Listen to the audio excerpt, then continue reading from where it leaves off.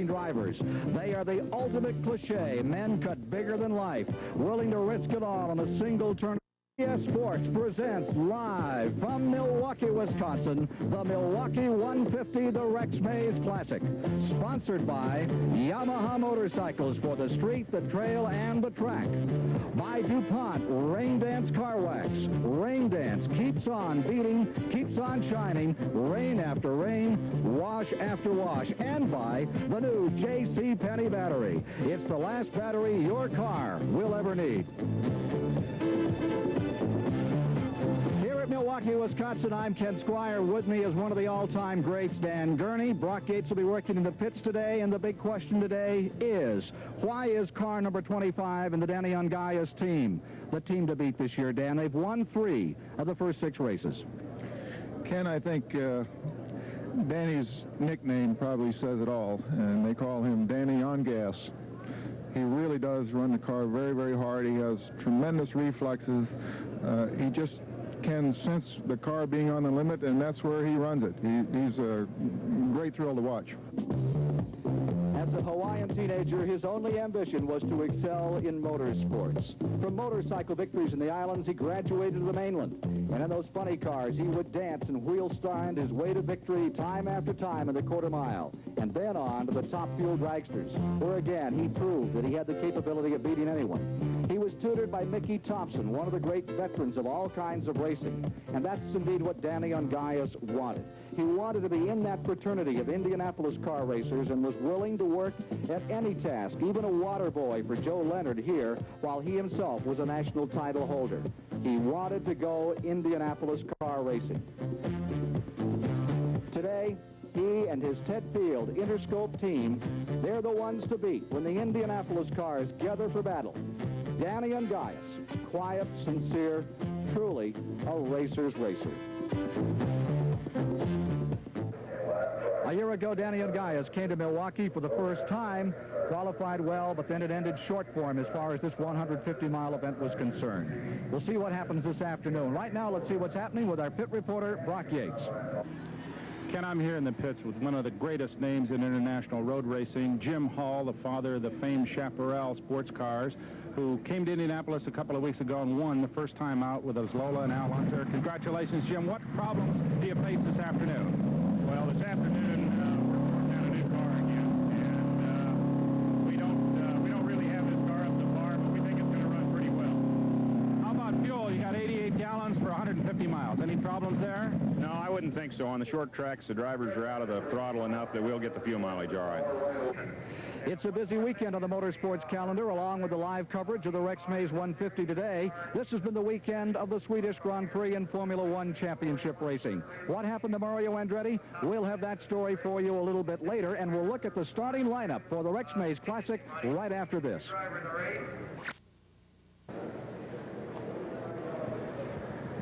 At Milwaukee, Wisconsin, let's take a look at the starting lineup for these 22 automobiles who face 150 miles of competition on a very warm afternoon here. We've had showers the last 2 days. They've had to sandwich everything, qualifying, practice into this one day, and here's the man that's done it. He's on the pole, Danny Ongais, who set a new record at 26 and 71 one-hundredths of a second, 134.831 mile-an-hour average around this track.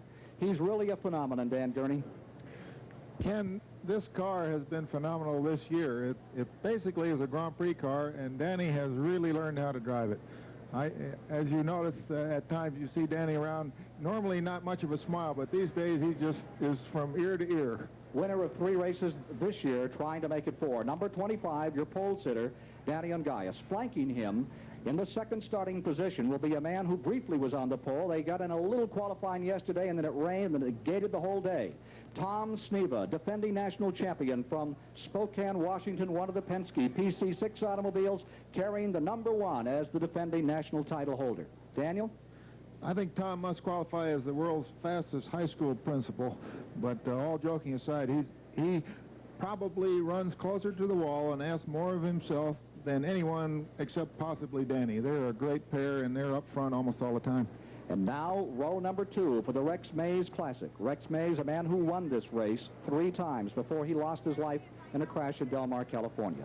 In the third starting position, car number 7 from Ventura, California, another Penske car, and this is the young Rick Mears, so outstanding, placed second just a week ago at Mosport, and he's an old desert rat. He learned his experience out there in that desert racing, Daniel, your part of the country.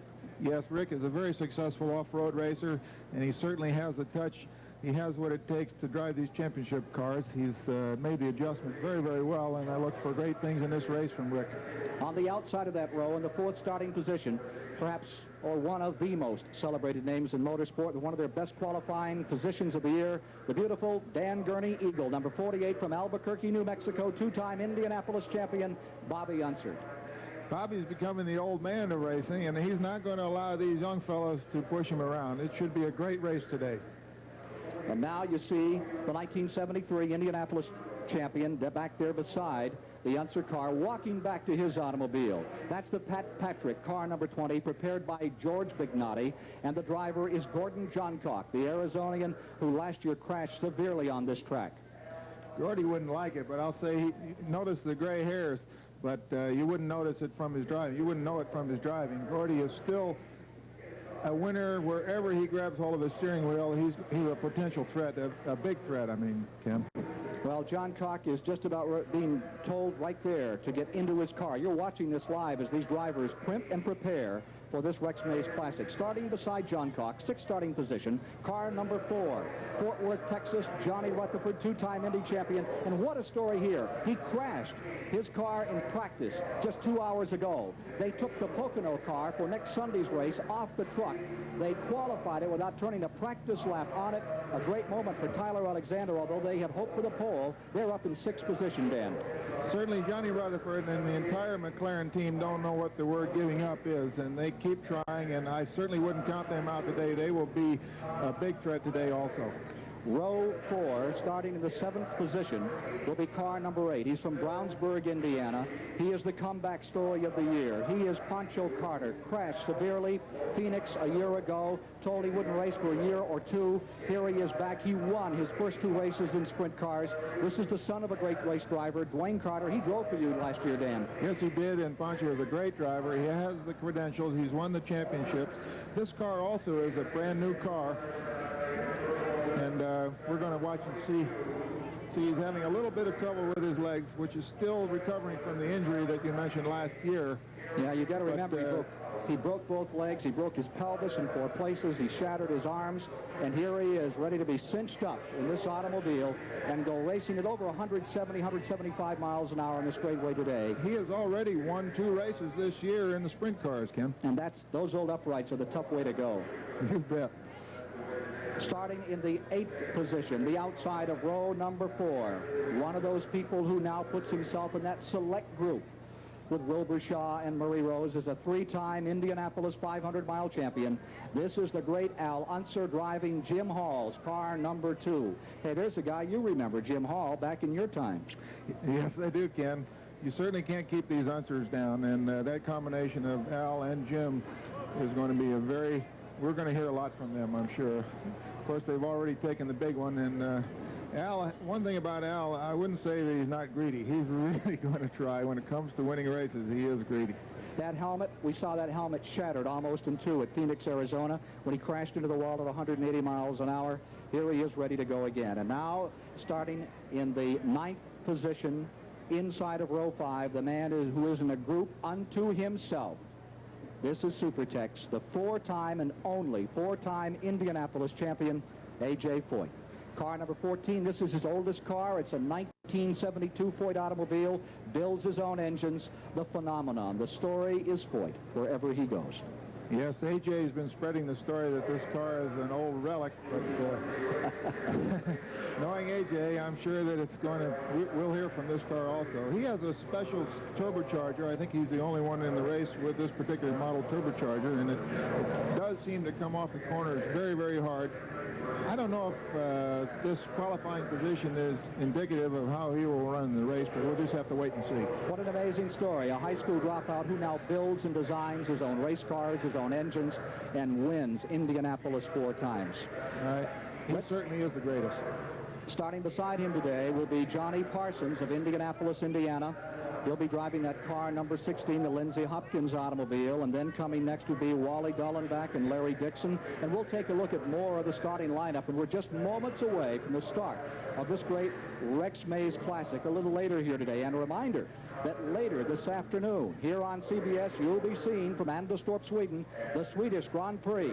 And we'll also hope to have a report from David Hobbs, who is usually with us. He's in Brainerd, Minnesota, racing one of the International Motorsports Association events today. It's all coming up today, live from Milwaukee, Wisconsin, USAC Championship Racing on CBS. It's like the countdown to an Apollo blastoff. You see the pace car in front of the field, the light flashing. Dick King is just to our left. Our broadcast position is at the start-finish line. And in a moment, there is the command to fire the engines. And these $65,000 racing cars burst into life. It's a magnificent moment. I feel the adrenaline flowing, Ken. Can't help it. When you see these cars thunder to life, open wheel, open cockpit, the most sophisticated cars there are, if form follows function, these are the ultimate in car design, and perhaps the most dangerous cars ever built. No roll bars. Cars weigh 14 to 1,500 pounds. They're about 20 feet long. You can see how low to the ground Danny Ongais is set as he screamed around this track at over 170 miles per hour on straightaways to make this new record today and sit on the pole. Field beginning to roll out, and let's review for you as Danny Ongais leads the field onto the Milwaukee Mile. The remainder of the starting grid for the race today. Field beginning to thunder. Two cars did not make it today. Roger Rager's car in the back of the field did not make it. And sadly, the Agagenian car with Gary Bettenhausen has been closeted. That car not coming out. There's the field rolling down. Before we get to that starting lineup, let's take a look at the current United States Auto Club point standings. Sneva is first. John Cock is second. Ongais, who just a week ago was well back in the sixth position, as you see, is now third and closing. There are 300 points for a win in today's race. Points are based on mileage, not on money, but on mileage. And a 150-mile race will earn the winner 300 points. The first today is approximately $126,000, and that's split among all the contenders who start. Now, we'll review for you the rest of the starting grid here. I'd like to say a special hello today as you see some of the people we introduced to you earlier, to Tassie Bettis, who has suffered a heart attack, and I'm sure he's watching back in New York. His car, number 92, which has a new driver, Al Laquasto of Eastern Pennsylvania, four-cylinder Drake, is in the field, starting in 20th position. Certainly wish him well. Here's that second row. There's the third row, Rutherford and Johncock, that you were introduced to a few moments ago. Pancho Carter and Al Unser. Potential winner there. And row 5, it's A.J. Boyd. And then starting beside him is a Lindsey Hopkins car, number 16, with Johnny Parsons of Indianapolis, Indiana. His dad, a former Indy 500 champion. Row 6, Wally Dallenbach, looking for his 8th USAC victory. And Larry Dixon of Marietta, Ohio. When you put him in a sprint car, he is an Iron Man. Row 7, Tom Bigelow, White Water, Wisconsin, raced the sprint car event last night, didn't win it for a change.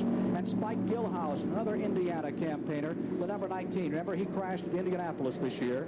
Back in the row 8 is Steve Krisilov, who's off to a great year. Dick Rutherford said that when they went with him, they thought he had it to make it, and he certainly is proving the people with Pat Patrick's team right. Salt Walter, who finished 7th at Mosport, his best finish in a long time a week ago, has qualified well. Mike Mosley back in action in car number 78, Dan, and there's Tom Bagley, who was the Mini Indy champion of USAC just a year back. Had a great Mini Indy race earlier today. We'll give you the results later this afternoon on that. Row 10 is Phil Freshy, and there's the 92, the Tassie Bettis car, Al Laquasto, in the number 92, and that goes back to the 20th position. Let's look at the last row now. You see them scrubbing in the tires here.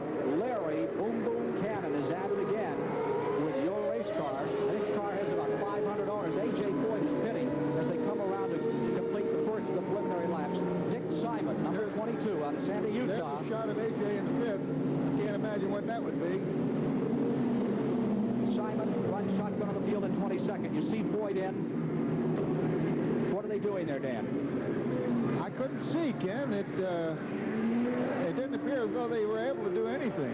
Now, maybe he was unable to get whatever it was he wanted to get fixed. 6. We'll see.